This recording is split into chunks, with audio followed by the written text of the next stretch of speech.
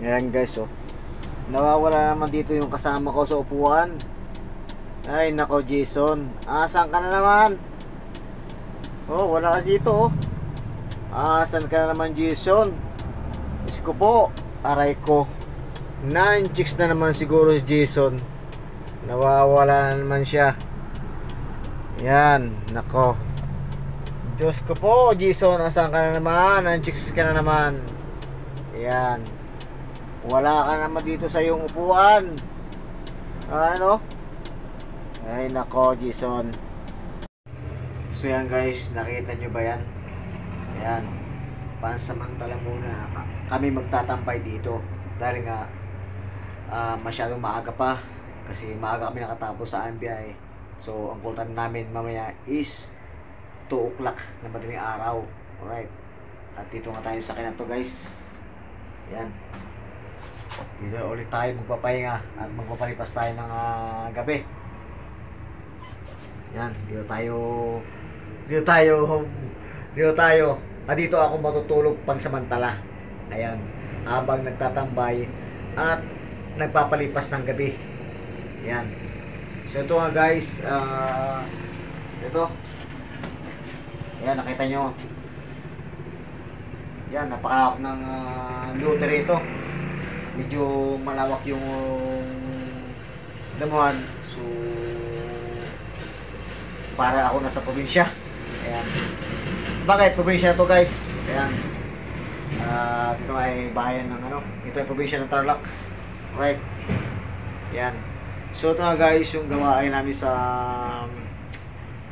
araw-araw. So maaga kami nakatapos sa MBI kanina. Kaya ito, dito kami mapalipas ng gabi. Meron kasi kaming tinatawag na call time, 2 o'clock na madaling araw. So mamaya-maya kami alis at itlip muna ako saglit dito sa sakyan to. Ayan o, nakalatag na ng karton itong higaan ko. Yan, kasi pag sa una ng sakyan masyadong magas. Pag sa una ng sakyan medyo mainit, at kung papaandar naman masyadong magastos sa diesel.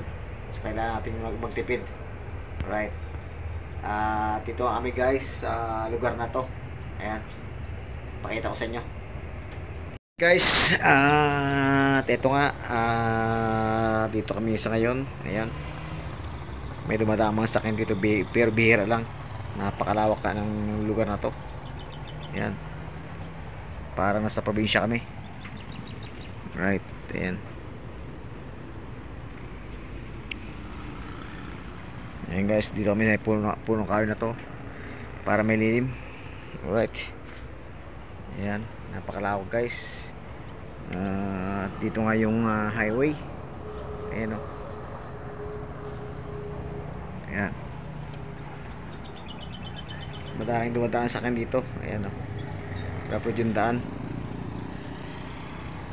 Ayan. Alright, at ito nga yung aking higaan. Nilata ko ng karton para makaidlip saglit. Right, ayan. Nakita naman yung aming ito yung aming pinaglalagyan ng produkto ng cream lime ice cream. Ayan. So ayan, napakalakas ng repair namin at nagpapawis pa nga yung lamig niya. Right. Yan, binubuhay kasi ito pag pag kinakargahan na yung ito kasi guys, may laman kasi ito. Dito nilalagay yung mga product ng ice cream. Yan, sa crates na to. So kapag naisakay na yan, bali bubuhay na yung pinaka-refer nya. Yung tinatawag na evaporator. Diyan bubugay yung lamig. Right. So yan guys, dito nga kami saglit at dito kami papalipas ng gabi. Yan. Maarte ka ba sa katawan? Nako, hindi ka pwede dito guys. Tulad namin, 3 araw na kaming walang ligo para lang sa trabaho.